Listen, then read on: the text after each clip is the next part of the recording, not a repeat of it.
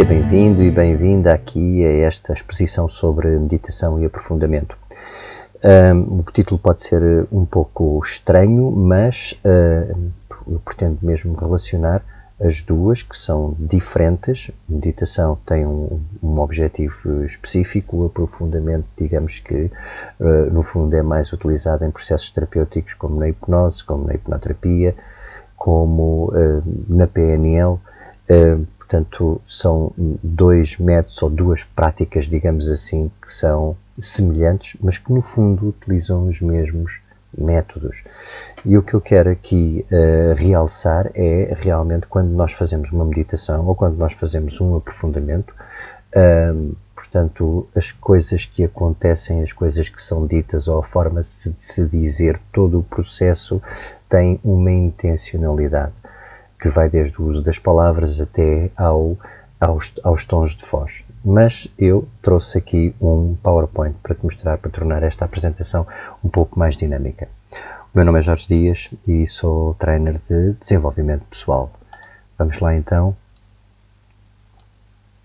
Muito bem, aprofundamento e meditação, já me estás a ver aqui do teu lado direito.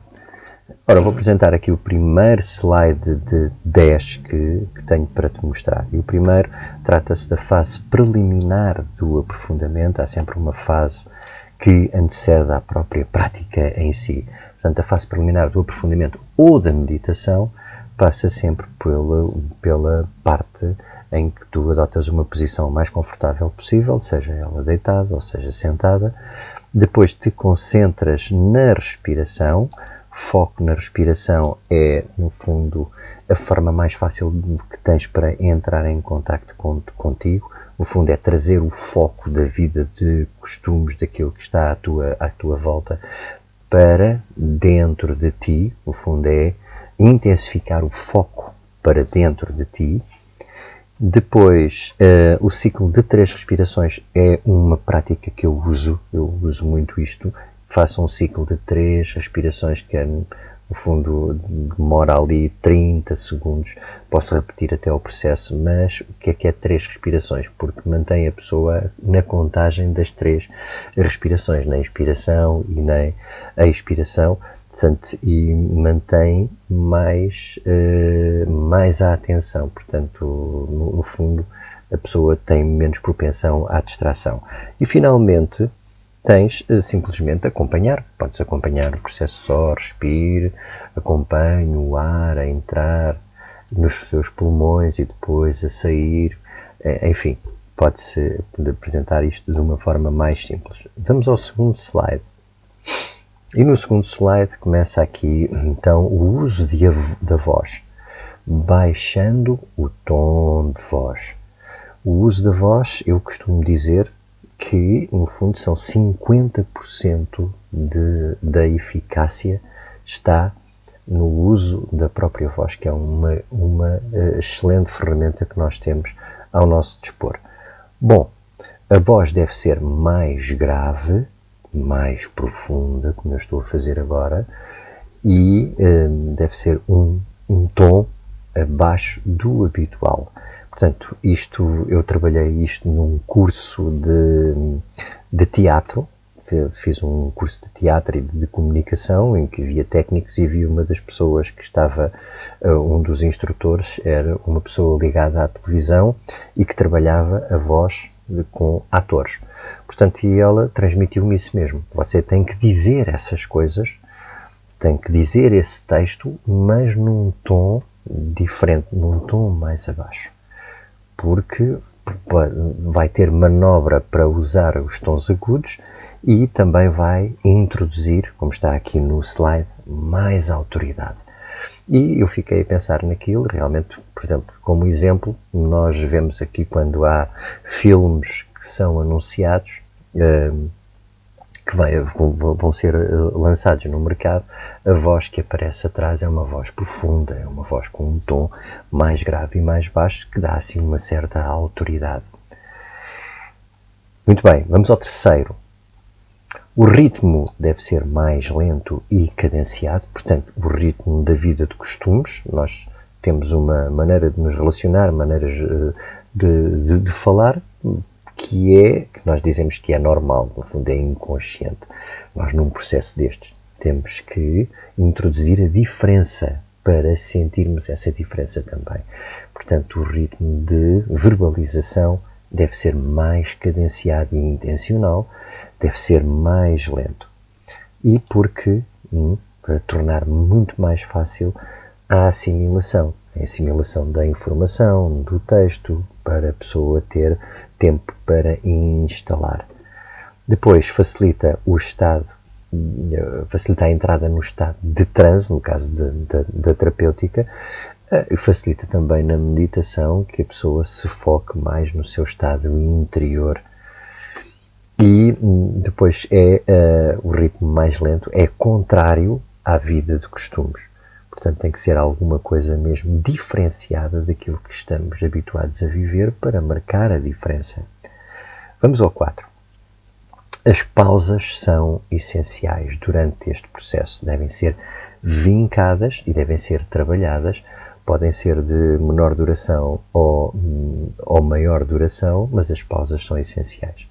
Portanto, estabelecem as passagens, no texto, na informação que estamos a passar, há passagens e estabelecem essas passagens, deixam instalar novamente a informação, portanto, dão tempo à pessoa processar algo que está a ser dito e dão também mais força ao texto que é dito, que é falado, que é transmitido.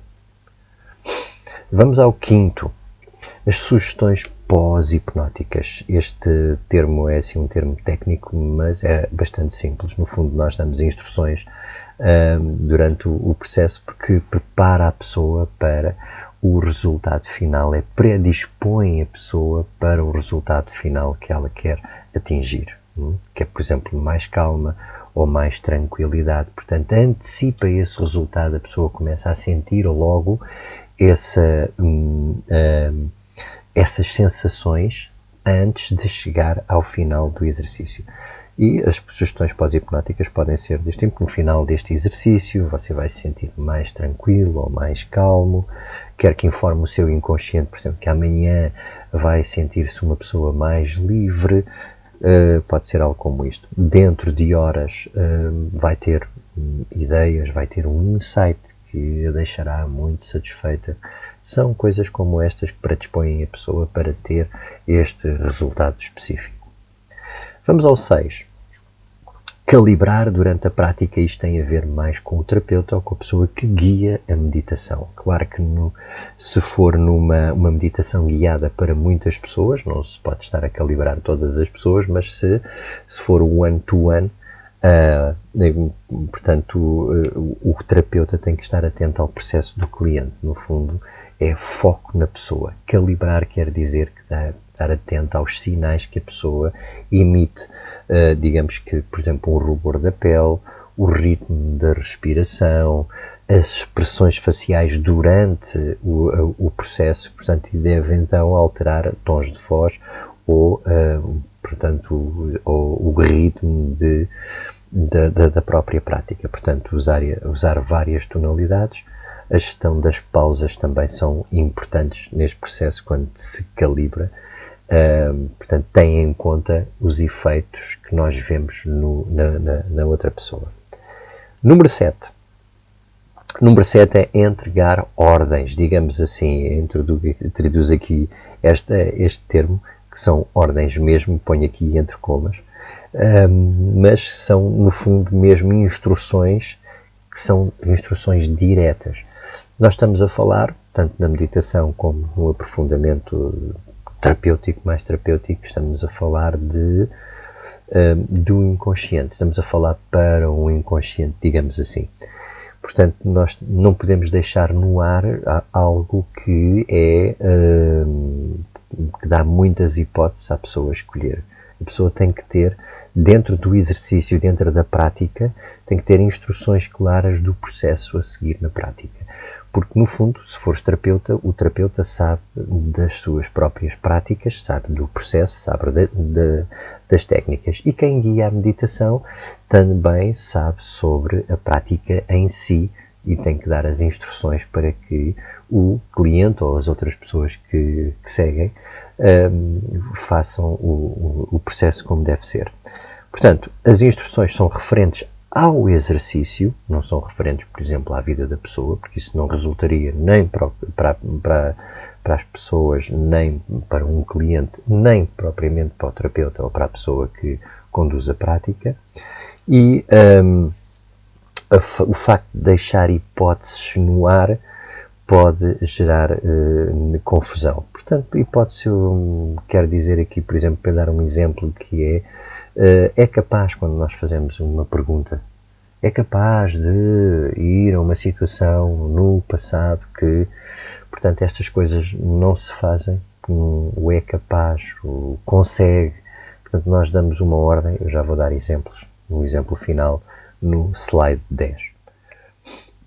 Usar conceitos vagos e abrangentes, o que quer dizer que é uma linguagem vaga para que cada pessoa se permita ir buscar o significado que mais faz sentido.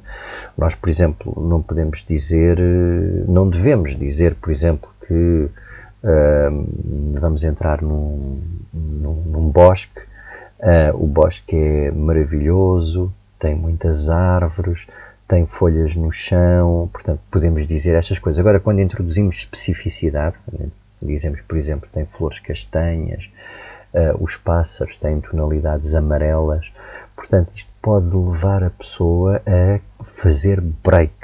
O que quer dizer que quando dizemos que tem folhas secas no chão, as pessoas imaginam as folhas secas e a tonalidade das folhas. Cada um imagina à sua maneira. Agora, quando nós dizemos que há flores secas, castanhas no chão, pode brecar a pessoa. Ou quando há pássaros com tonalidades amarelas, a pessoa pode ver pássaros com tonalidades azuis ou outra coisa qualquer. Portanto, os conceitos têm que ser vagos e têm que permitir à pessoa fazer criar as suas próprias imagens e fazer o seu próprio processo. Número 8. Finalização simples, sem comentários. Isto mais importante aqui é na parte terapêutica, quando se faz um exercício ou aplica-se uma técnica em hipnose, em PNL, em hipnoterapia, utiliza-se uma técnica específica, portanto deve-se finalizar e não se deve fazer comentários, não falar do processo, para não ir buscar a memória antiga, para manter a pessoa focada no processo que fez e no processo que está resolvido. Portanto, se demos instruções pós-hipnóticas, depois não devemos também estar, no fundo, a reviver, a recordar as situações antigas. Portanto, o que se pode dizer, pode-se perguntar sobre emoções, o que é que sente, como é que se sente,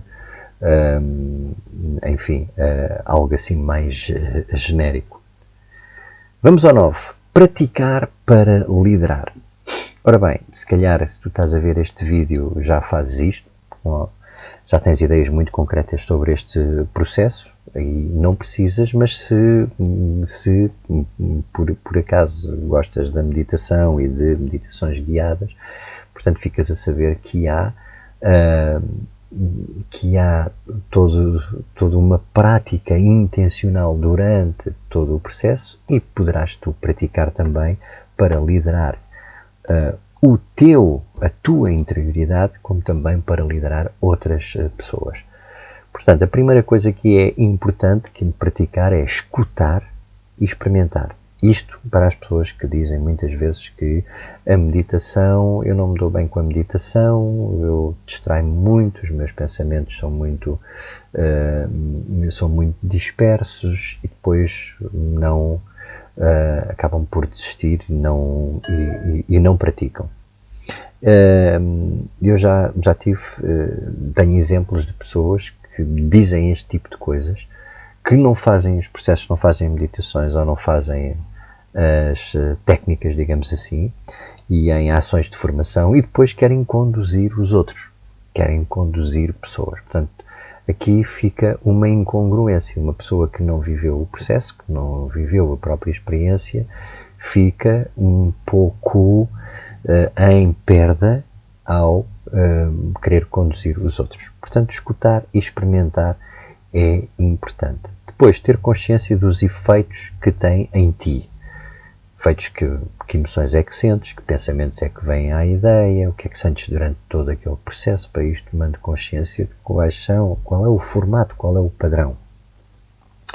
E depois, fazer e dizer. Portanto, é praticar estas coisas que eu estive a dizer aqui, nestes 8 anteriores, nos 8 slides anteriores. Portanto, praticar a voz, praticar o tom mais baixo, praticar as pausas, portanto, sabendo qual é a influência que pode exercer nas outras pessoas.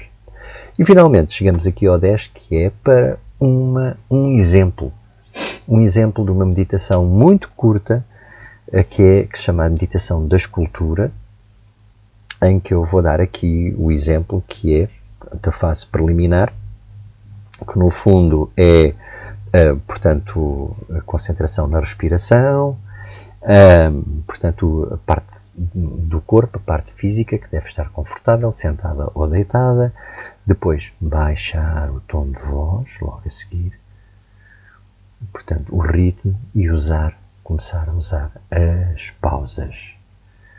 Depois, a sugestão pós-hipnótica, quero que informe o seu inconsciente que depois desta meditação ou desta prática, vai se sentir muito mais motivada e inspirada.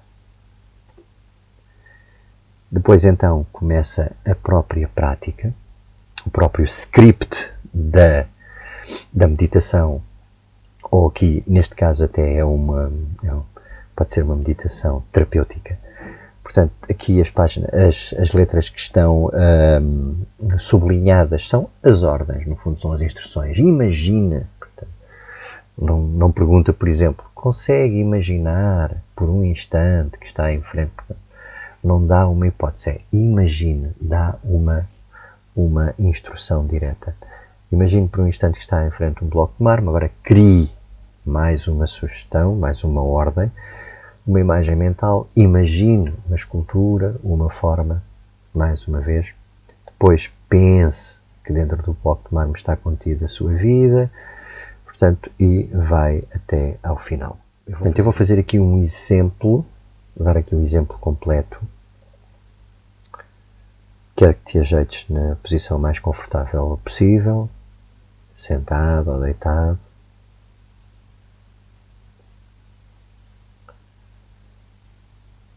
De seguida, peço-te que feches os olhos e te concentres imediatamente na respiração, para fazer 3 ciclos respiratórios. Isso mesmo. Inspiração e expiração. Respirações intencionais, respirações conscientes, para assinalar esta passagem do momento da vida do costumes para uma prática especial. 3 respirações profundas, isso mesmo.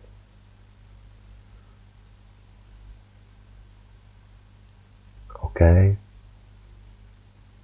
Quero agora que informes o teu inconsciente que no final desta meditação vais sentir-te muito mais tranquila, mais calma e mais inspirada.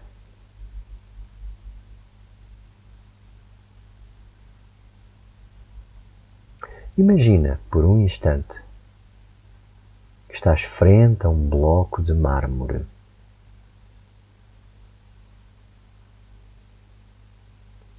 Agora cria uma imagem mental. Imagina uma escultura, uma forma.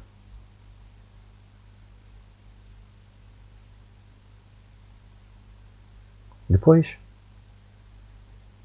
pensa que dentro do bloco de mármore está contida a tua vida.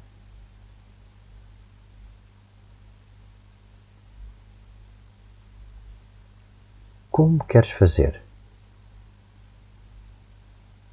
Queres trabalhar e esculpir o bloco de mármore e dar-lhe a forma que tens em mente até que fique uma obra de arte?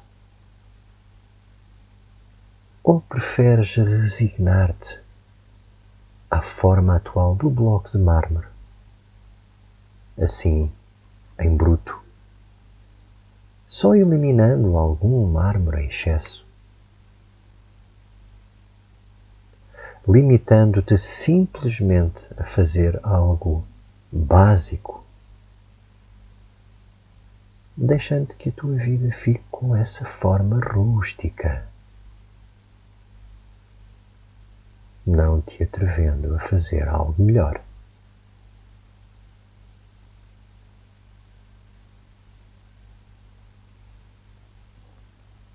Isso mesmo. Dá então forma a esse bloco de mármore e torna-o numa obra de arte.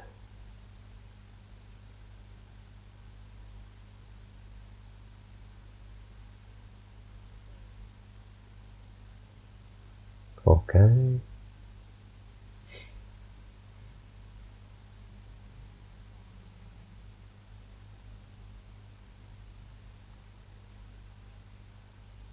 E quando terminares, poderás então iniciar o regresso ao aqui e ao agora, à vida de costumes, a pouco e pouco, no teu tempo.